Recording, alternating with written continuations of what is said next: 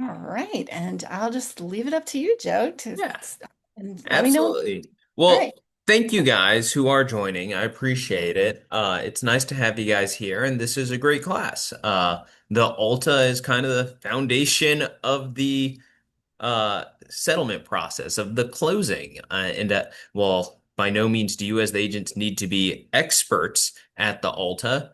You do know you need to know how to read one of these, especially if you want to get paid and get paid correctly. So there's your incentive, because there are certain things that need to appear and they need to appear correctly. If your admin fee is not on there the way that the admin fee needs to be on there and it's not collected at settlement, it is not a fun conversation to have to go back to either the title company who may or may not willing to do something or the client and be like, oh, actually, there's an admin fee. Most agents are going to end up eating the cost if something like that's missing, and you don't want to eat $300 or $400. Like it's tough enough, right? Let's not make this any harder. So we are going to go over how to look at a settlement statement. I'm going to give us a basic one first, and then for you guys who are in front of your computers and not driving, like we'll kind of run through some scenarios. I'll give you some hypos, and then you guys can, I'm going to have you look at these settlement statements and see if you can pick out a few things that are missing, right? But we will start with a basic. So let me go ahead and share my screen here. Share. Good. And I want you guys to be able to read these things like a pro. We'll get there, and it just comes with time and experience. But we will go over some of the most commonly missed items, so at least you're looking there. And I'll say a lot of these tips are helpful for you, especially if you're dealing with not universal title. There's a wide range of title companies out there, from really good ones to not so good ones. And sometimes you do have to call out title companies and be like, hey, that's not right or that's not correct. So knowing what you're looking for is really helpful and important for you guys. And let's give a disclaimer, doesn't really apply there. Uh, all right. Starting at a very like brief primer here, what is the ALTA? What is the settlement statement? Well, the settlement statement is all of the numbers between the buyer and seller for their transaction, right? Uh, This document is different than the CD that is sent directly to the buyers. And you guys may still hear some agents who've been in the business a while call it the HUD 1. You'll still hear that. And that is the old version of the settlement statement, the ALTA in the CD. And I won't go too much in the history, but pre 2008, 2009, before the financial meltdown, most agents were comfortable and relied on what's called the HUD 1. Uh, with the financial crisis in 2008, 2009, there came in new rules, new regulations. Buyers or lenders were now going to be required to send the closing disclosure to buyers in advance. And there was a decision that, hey, the seller doesn't necessarily need to know all of the buyer's business. So you're going to have the settlement statement, which both the buyer and seller can see, and then you'll have the closing disclosure, which includes a little bit more that is not found on the settlement statement just for the buyer's knowledge. So that includes things like the interest rate. What interest rate did the buyers get? How much is the buyer going to be paying in interest over the life of 30 years of the loan? Like those things don't matter to the seller, and they will only be found on the buyer CD, right? The seller will also get a CD, but the seller CD basically matches what the settlement statement is to the dollar, to the penny. So not much of a distinction between the seller CD and the settlement statement versus there is a difference between the ALTA settlement statement as well as the buyer CD. And you will hear people call the settlement statement different things. Some people call it settlement statement. Some people just call it ALTA. Some people call it HUD 1. But when they say HUD 1, they're not actually meaning the HUD 1. They're meaning the ALTA or the settlement statement for the most part, 99% of the time. All right. At Universal Title, we make it a point and a priority to send you a settlement statement 10 days before closing. Now, if you give us a 2-week closing, it's probably not going to be 10 days. It'll probably be 5, but you will get a draft ALTA sent to you as the agent prior to closing, well prior to closing. Not all title companies do that. Some title companies are only sending you the ALTA. Sometimes you don't see it until you show up to the settlement table. We don't like to do that. We have found the best way to ensure success and to make sure that you as an agent get paid correctly is to send you a settlement statement in advance so you can review it and make sure your admin fee is correct and make sure your commission is correct.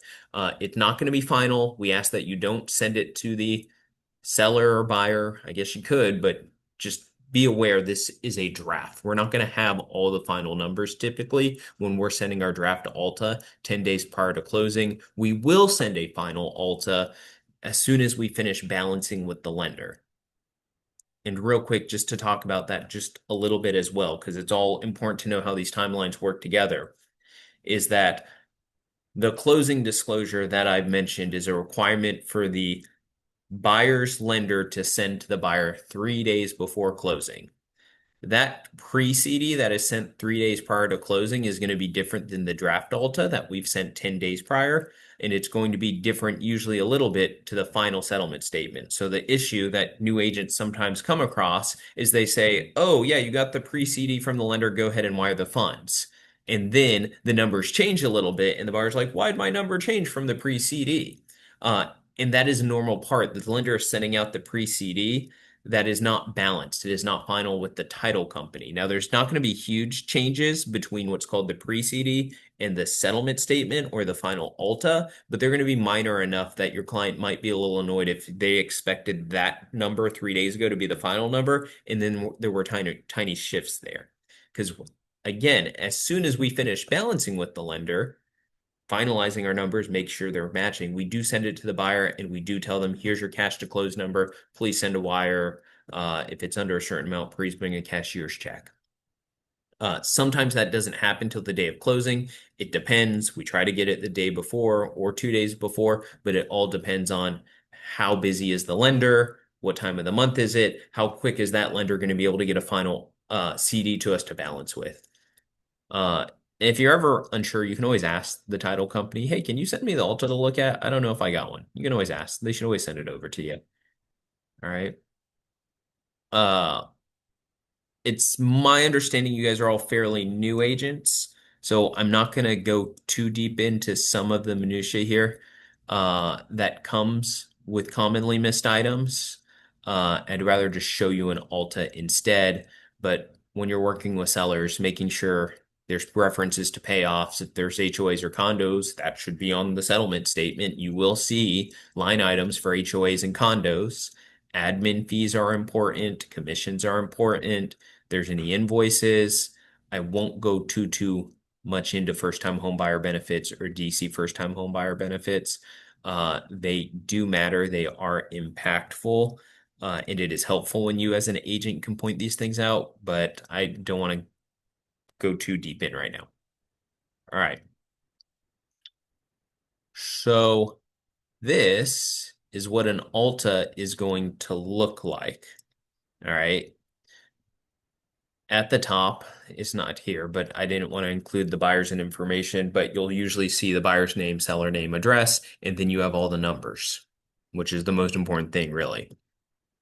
So when I look at these, there's the seller side, which is on the left-hand side of this document here. You have two columns. You have the debit column, which is everything that the seller is going to have to pay to sell their home. And then you have the credit column, which is everything they're getting funds for selling their home. The big thing being the contract price. In this case, this seller was being given $135,000 to sell their home. So it counts as a credit. And the way to look at these things when you're looking at the settlement statement, and every settlement agent goes over these a little bit differently, but I will usually start at the top and work my way through the bottom, regardless of whether it's in the debit column or the credit column. This is what page one will look like. And then page two, I've now moved to page two of the settlement statement, will give you a final accounting at the bottom. Okay, so I'm going to start by going through the seller side of this ALTA, how I would normally explain it. If you guys have questions while I'm going through, feel free to just come off mute, ask me your question, or put it in the chat box. All right. But let's start on the left-hand side. Do not worry about the buyer side because as we can see pretty clearly from the top, not everything on the seller side or the buyer side is going to translate on over to the other side.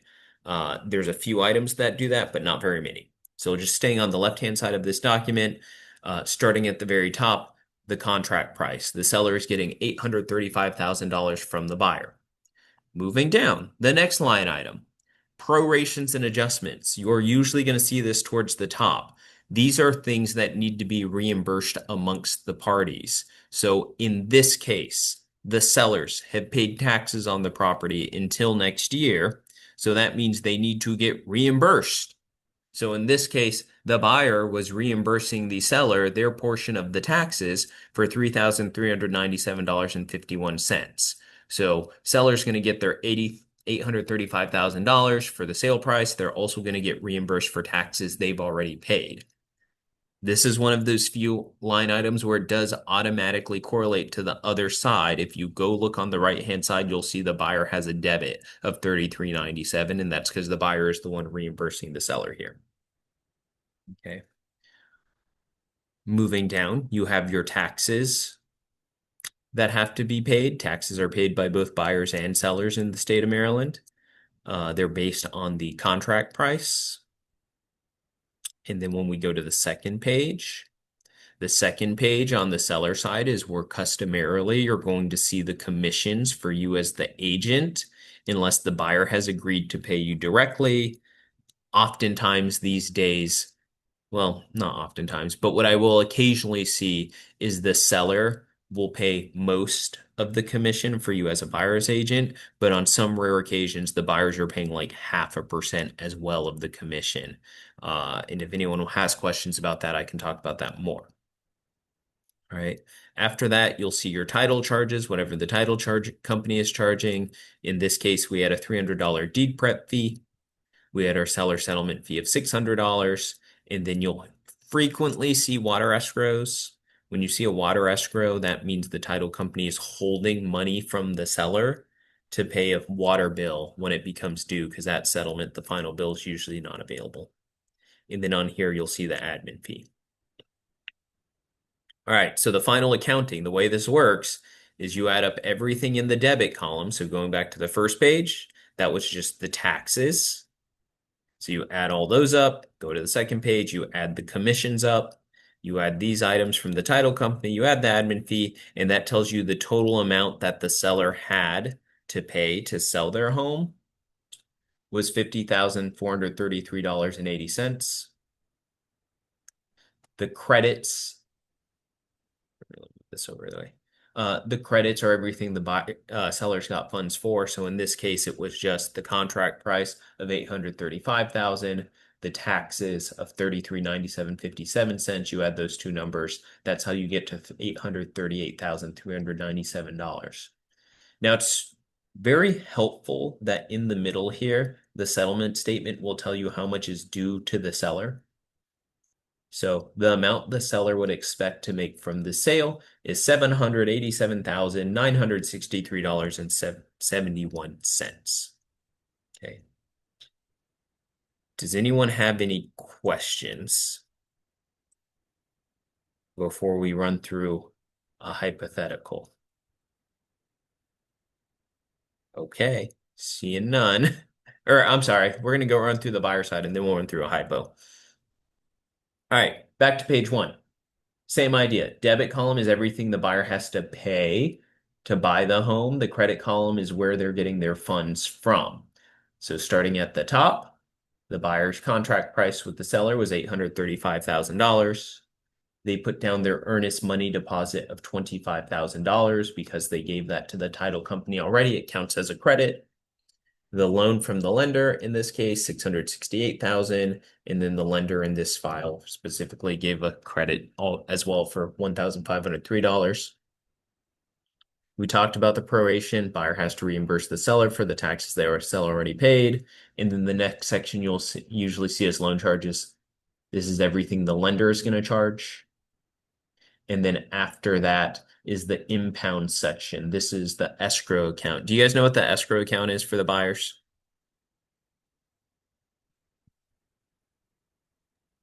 Yes, non-interest Yes, bearing account to hold money, right? that's exactly right. It's to hold money, and that money is to pay for homeowners insurance and property taxes on behalf of the buyer when those things become due. They didn't always used to require this, but I guess what happened was some buyers didn't pay their property taxes or they didn't pay their homeowners insurance, and then there would be a fire, the home would burn down, and the lender would be like, "What the heck? We just lent you $668,000 for this investment for us, and it's all burned down, and we have no insurance. So we will hopefully have you just pay us directly, and we will pay this bill for you when it becomes due." Same idea with property taxes. They didn't want buyers would not pay their property taxes. There'd be a tax lien placed against the property. The tax lien would cause a foreclosure. Now the lender who just lent all this money for a home is out because the property's been taken from them. So the lender will basically, it's a forced savings account. When you look at these impound sections, you always know what the starting balance in the escrow account is by adding the first two numbers, subtracting the third. This is how this will almost always appear is your homeowner's insurance for 3 months. Property taxes varies depending on where in the year you are, and then the lender comes up with an aggregate adjustment number. You see government recording and transfer charges. That's to record the deed and the mortgage and the land records, and then you get taxed on it. I know right away by looking at the settlement statement that these buyers were first-time home buyers. We know they were first-time home buyers because there's no state transfer tax. So advanced level, and again, ultimately the title company's responsibility. Well, it is the title company's responsibility to follow the contract. If in the contract you have put the buyers are first-time home buyers, then the title company should remove the charge here. But we'll usually only use what is told to us by you as the agent when you fill out the contract. Although sometimes people get confused, they won't mark first-time home buyer because they're like, well, the buyer's bought a home in Virginia or a different state, not realizing that the Maryland first-time home buyer means first time buying a home in Maryland. The other thing I've seen is the first-time home buyer box on the contract gets checked, even though they're not first-time home buyers in Maryland, because there's this myth that I've heard that floats around sometimes that, oh, you can apply for the first-time home buyer benefit every 5 years as long as when you apply again, you don't own a home. That's not true. That may be true from some lender programs, but for purposes of this taxes that are paid at settlement, first time means first time. There's only one exception when you have like a parent who never lived in the home as a primary, but we don't have to get too in deep into that. If you ever have that scenario, call and ask. We tell you how to handle it. All right, moving to the second page, you'll see all the title charges that are charged by the title company. Uh, Title companies sometimes, like Universal Title, we only have a few major fees, where sometimes other title companies separate it out, where they'll give you like a document prep fee and a notary fee, and they'll like make it look like it's less because their settlement fee is only $300, but then you're getting charged other areas that we don't have. So they're all a little variable there as how they appear. Admin fees, pest inspection, and then the buyers are always going to pay homeowners insurance. Um, It's kind of the same idea as far as like the buyer's final cash to close number. You have to add up all the debits from the first page, so everything in this column, and that gets you $864,357.93. And you add up all the credits. This is everything they're already getting funds for, which includes their earnest money deposit, the loan from the lender, any other credits. If there was a seller credit, you'd see the seller credit on here. If you were giving them a credit, you'd see it on here, but you add those up. So what you basically do is you add up all the debits, you subtract the credits, the 695, 161, and 54 cents in this case, and that tells you the amount, and again, it's helpful, due from buyer. Due from buyer, $169,196.39. Now, I just had this yesterday, where the buyer had a couple loan programs where they were actually getting a check for $3,000 back. The software is set up that if money is going back, it would say due to buyer. And same is true for the seller. If the seller had to bring money to the closing table, this would not say due to seller, it would say due from seller. So this is helpful to make sure you understand if your client is owing money or if they are getting money from a transaction. All right. Now, are there any questions on this basic settlement statement that I've gone over before I run through some hypos? So I guess a hypothetical would be if the seller was contributing to closing costs, that would be in that bottom. You mean like if there was a seller credit of like $3,000 to the buyer? Yeah. Yeah, so what you would see in this case, and different title companies will put this in different sections.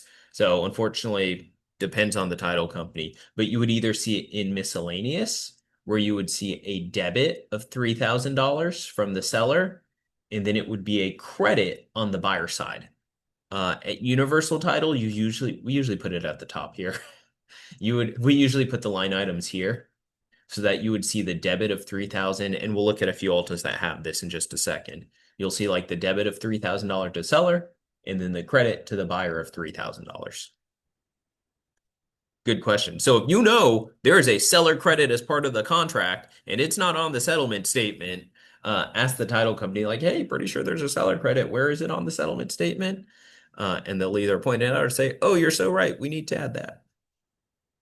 Yeah, you don't. I've had it where there was a credit that was agreed to at like the day before closing and no one ever sent it to the title company. So we're there sitting signing documents. Everyone signs off on the ALTA. The agent's like, yep, looks good. And then the day after closing, they're like, where's the credit? I'm like, what credit? Well, there was an addendum. I'm like, we never got it. I can't add what I don't have. So seller credits, I would say, do sometimes get mixed. You want to make sure they're on there. The other things that sometimes get missed are like invoices. If you fronted some of the cost or your contractor fronted some of the cost for the sellers and there's going to be invoices, let's get those added to the settlement statement, send them over. That way we can make sure that they're there. They are there.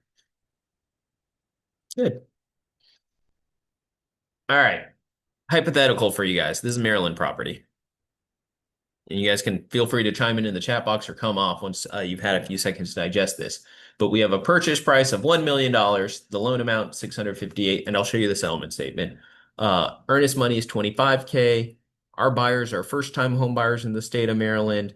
There's going to be a seller credit of 5K to the buyer, no home warranty, one payoff, HOA and front foot benefits. Agent commission is 3%, 0.5% is going to be paid by the buyer, and then the admin fee of 200. So here's our settlement statement. Can you guys see my mouse, by the way, that's moving around? Okay, good. I'm moving it around. I'm like, I don't know if anyone can see it. So let's start at the very top. Contract price, $1 million. Is our contract price $1 million here? Yes. Good. Earnest loan amount, 658,000. Do we have that? Yep, we have that right here. Okay. Earnest money, 25K. We've got that. That's good here on the buyer side. And then both buyers are Maryland first-time home buyers. So we just went over this. If both buyers are Maryland first-time home buyers, that means that, does anyone remember what implication that should have in this section right here? They don't have to pay any transfer costs. Exactly. They shouldn't be paying any transfer clause. So on this ALTA, they are being charged $2,500, which is a mistake and an error in which you would tell the title company, hey, I'm pretty sure the buyers are first-time home buyers. And they would go back and fix it and remove it. Awesome. All right. Next, seller credit of 5K to buyer. No home warranty on this one. All right. Do we have a seller credit here?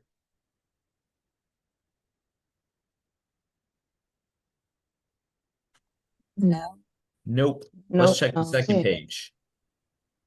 Second page, do we have any $5,000 seller credits? This is a transfer tax. Nope. Nope.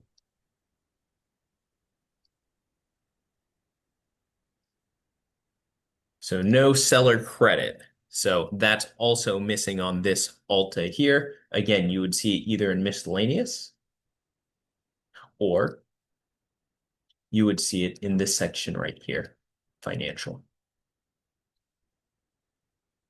All right. We know on this property there were HOA and front foot benefits. Do we have HOA and front foot benefits? Right here. And the HOA is here. Okay. And then agent commission is 3%, but 0.5% being paid by the buyer. Let's check to see if that's on this ALTA. Commissions. Listing agent commission 30,000, selling agent commission 25,000. And in this case, there is no commission being reflected where it should have been if the buyer was going to be paying 0.5%.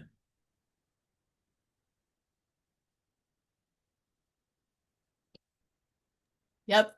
As agents, this is why we need to check it, right? Like if you negotiated a commission. 0.5% Yeah. for yourself, right? And you went all the way to settlement and didn't look at this, how disappointed would you be if you missed out on that? And that's going to be hard to collect it later. So it's so important to just really carefully check this in advance. Yeah. Trust me, if you try to ask the buyer to give you 0.5% after closing, you're probably not going to get that referral. I mean, some buyers might be cool about it and be like, yeah, you're right. I did sign off and I did agree to that. But they're not going to be happy that they're being surprised at it when it should have been added from the beginning. And then admin fee, we want to make sure we both had the admin fee to the buyer and the sellers here. So let's check to make sure we have the buyer admin fee. Usually going to be in section miscellaneous. $200. Good. And is there a seller one here? Yep. All right. Does anyone want to chime in on how much how much the seller is going to be receiving for the sale of this property?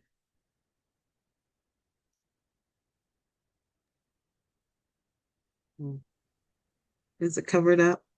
I don't think we can see the Oh, 501,978.62. yep, that's it. That is how much the seller is going to get when they sell this property. And then same idea, how much is due from the buyer in this case? Well, the buyer is going to be having to wire over $359,707.94. All right. Do you guys want to run through another hypo and I can give you some time to really like dig into it? We don't have to, but I could. Yeah? All right.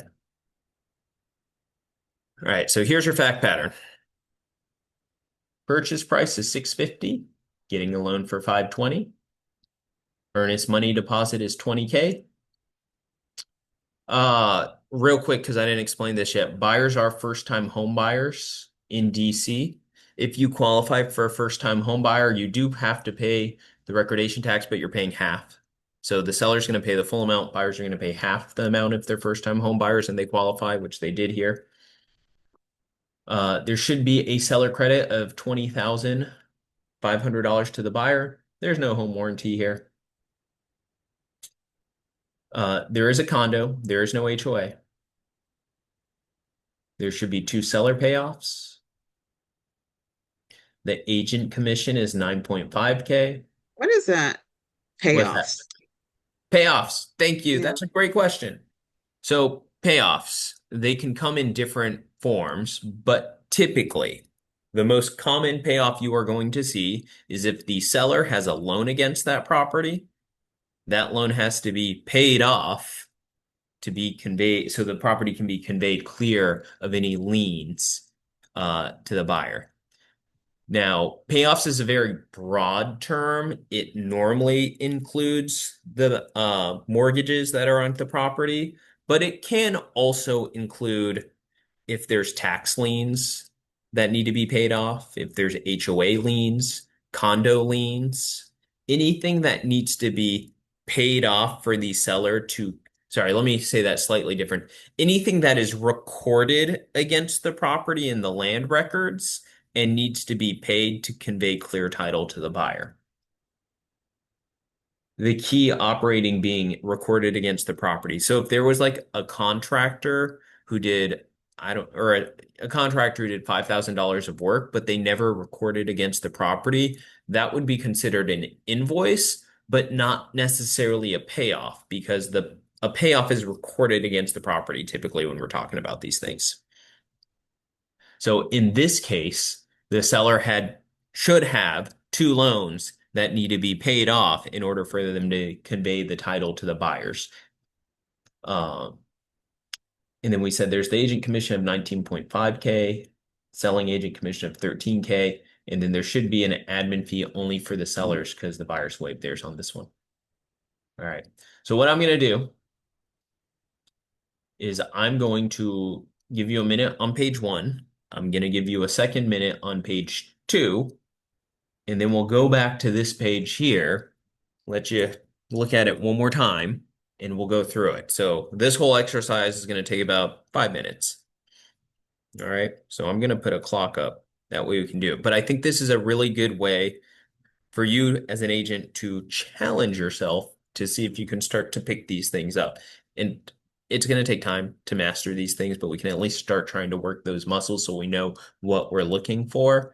And for you guys, make sure you're at least getting paid correctly. Like, let's start there. All right. So here we go.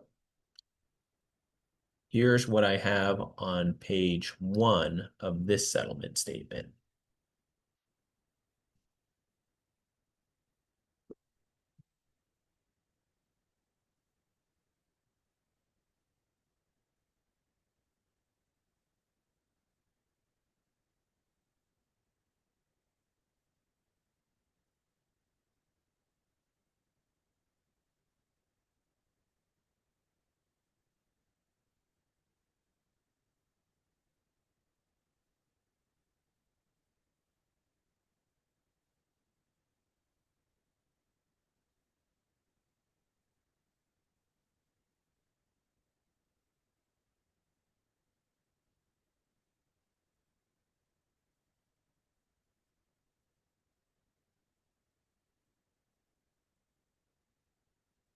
All right, I'm going to go back to page 1 real quick for 30 seconds.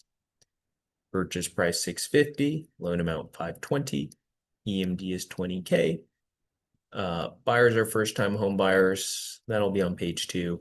Seller credit 20.5 to buyer. There's no home warranty. This is page 1 stuff. Condo, no HA. That should be on page 1 and 2. We should have 2 payoffs. Commissions will be on page 2 for us. And then admin fees you'll see on page 2 as well. All right. So 15 seconds here, and then I'll go to the second page of the ALTA.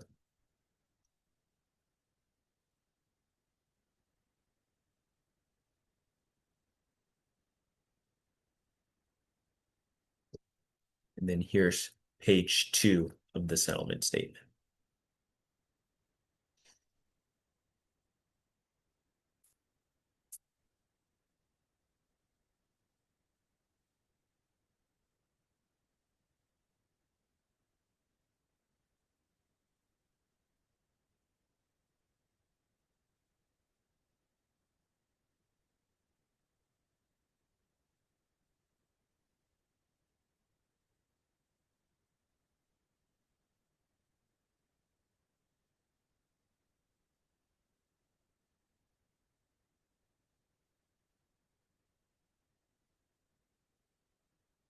Give you guys another 15 seconds. I'll go back to that first hypothetical page with our terms that we need to make sure are on there, and then I'll come back here to page 2.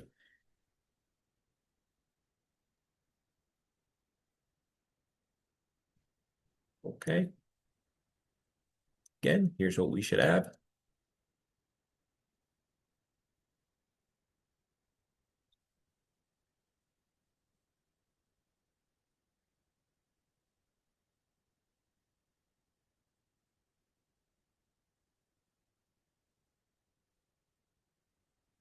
All right.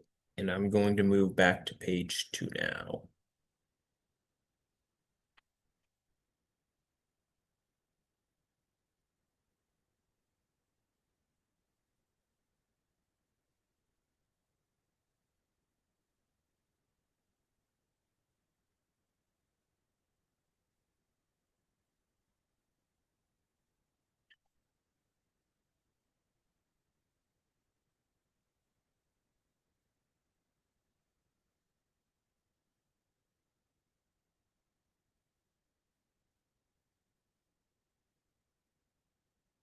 All right. Does anyone want me to go back to page 1, 2, or 3?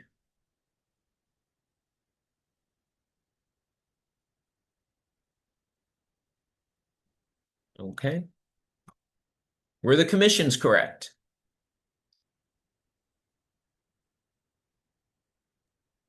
Yes, Yep. I think it's Commissions were fine. The commissions were good. No problems there.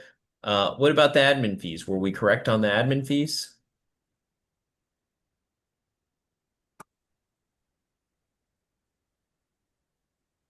Symptoms. Yeah. Oh, it was waived for the buyers. That's right. It was waived for the buyers. Okay. Title So no, company left it on there. yeah. So that's right. One of the admin fees should have been removed on the buyer side. Mhm. Uh, did we have the correct purchase price and loan amount? Yes, it Yep. was a correct purchase price. Yes. Yep, those were fine. Earnest money of 20K. Yep, that's right here, the deposit. Both buyers are DC first-time home buyers. Again, more on the advanced side of things, and I can talk about it later if you guys want me to. But yes, buyers qualified for first-time home buyers, they were paying less than they needed to on the transfer tax. Mhm. Uh, and then there is a condo, there is no HOA. Where is that reflected? Condos, like, Right. So that's a great question. Uh, there should be a proration right here. If there's a condo fee, presumably the seller has paid it and the buyer should be reimbursing them. So that's one section where you're going to see condo fees is in prorations, unless it's the first of the month. Um, but then you'll also usually see it in this section right here. So I have condo advanced assessment, condo closing statement, condo move-in fee, condo transfer fee. So you'll see the one-time fees usually in this miscellaneous section on the settlement statements. And you'll usually see a proration. So, if your seller paid the condo for the month, they should get reimbursed for it. All right. And then two payoffs. Did we have two payoffs on this settlement statement? I think it was on the front page, right? First page. We had one here. That's right. We had one for Chase, Hmm. but when we got to the second page, there was no second payoff, so there should have been a second one there. You'll sometimes see like a HELOC. I've had this happen where someone has a HELOC on their property, but it's a zero balance. And they're like, I never knew about that because they never used it. But you still do have to get a release for those types of things. All right. Um, you guys want to do one more? We don't have to. We're good. We got No. this. Okay. All right. Then you're saying you're okay you would like to try one more. Is that right, Janet? Or you feel No, I good? think You we're feel good? good. You feel good. All right. You feel I feel comfortable. good. Good. All right. Well, that's really all I had prepped for you guys. I just kind of wanted you guys to get a little more comfort, like going through an Alta, knowing how to read the seller side, how to read the buyer side, knowing they don't necessarily correspond one or the other, and where to look to make sure you're getting paid for your commissions. Which again, sellers are usually paying commissions, but if you're going to have buyer expect them to pay a portion of it, you should be seeing that on the settlement statement. And then other important takeaway, knowing how the buyer's going to ask you or the seller's going to ask you, like, how much am I getting? How much am I selling? So knowing where to look on the settlement statement, and that's going to be at the bottom. The amount due from the buyer, they're going to have to wire $181,299.65. The amount due to the seller, hey, seller, when you walk away from this transaction, you should probably be getting $825,462. But if they told you during the intake that I have a loan of $600,000 on the property and you're only selling it for 870, you'll know like, well, that doesn't sound right. Sounds like they're missing something. Right. I Cool. have a quick question. Yeah, please. I just wanted to know about the solar panels. If they still owe a loan, that will go on this altar also. That is correct. If they have Okay. solar panels and there's a loan on it, that should go on the settlement statement. Solar panels are a little tricky though. I mean, what you've just said is not untrue. But solar panels handle things differently. Like I've had solar panels ruin a deal because there was a loan left on the property, but the buyers couldn't qualify to take over the loan for the solar panels. So we couldn't move forward. They could buy the home for $600,000, but the solar panel company said, well, we're not going to release the loan to you as the buyer because we don't like your credit score. So that's a thing I've had happen. And every solar panel company is a little different as far as how you get information from them. Some you have to call. Tesla, you can't even call them. You try and call them, they're like, go to our website, log into the app. So they're all a little bit different, and that is a thing in the real estate industry is being worked on, is how do we standardize our approach to solar panels. But the long story short, like you mentioned, if there's a loan and there's a lien on the property, it's gonna have to be paid off before we can proceed to closing. Okay. All right. Any other questions for me, guys? About No, Altas but I'm or gonna dig out anything mine for my closing and see how much I paid my realtor. else? Which, hey, you might have paid them nothing. If you were on the buyer side, hopefully it was the seller who paid for all of that I commission. was on the seller side, yeah. Oh, well, then yeah, you paid Find them. out then. Well, thanks so much for doing this. I think it looks like what I'm seeing in the chat, people got a lot of clarity. Like this is so important for you, not to be an expert, right? But just to have a general understanding so that when you get there, you're able to check this thing over in advance and make sure everything's on there. Yeah. That is the Oh, worst thing when it's settlement day and you're trying to get stuff fixed, you know? sorry, there's one thing I forgot to Oh, yeah. mention. One last thing I want to mention, and it pertains to you guys getting paid. Sometimes agents want to get paid in Maryland. You want to get paid directly. You want a wire to go to you directly as an agent, or you want the check made out to your name directly as an agent. In the state of Maryland, if you want that to happen, it needs to show up on the settlement statement. So that means when you look at the commission section, you should have the amount going to the listing brokerage, whatever that is, but there should also be a line item for you that shows exactly how much you are getting paid as the agent with your specific name, right? If that's not showing up on the settlement statement, you're not getting paid directly. So what that means is you need to go get a DA from your brokerage, from Keller Williams, that says, we authorize you to pay so and so agent directly, right? Uh, Not every office allows that. So if you have a question about that, go to whoever the admin person is at your office, not me, but go to whoever the admin person is at your office and ask if they do pay it to table, because not all of our offices do. yeah. Yeah.